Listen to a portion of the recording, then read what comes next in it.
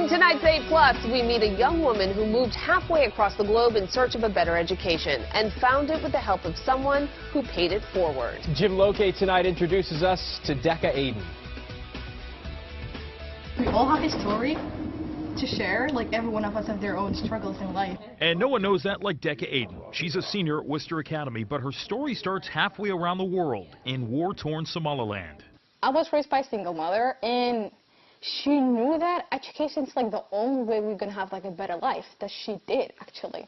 In Decca's homeland, schooling past 8th grade is a privilege, but she earned it at a school coincidentally founded by a Worcester Academy alum.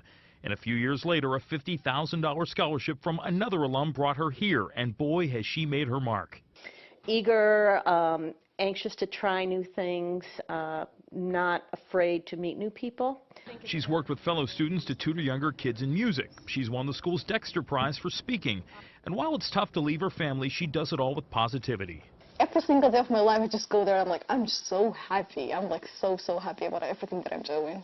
Right. I often tell people she's like a sponge. She has joined many clubs. She's tried to start new clubs. One other thing we asked Decca is what she loves most about Worcester Academy. She says everything, except for one major exception. This is so cold. This is so gross. This is too much.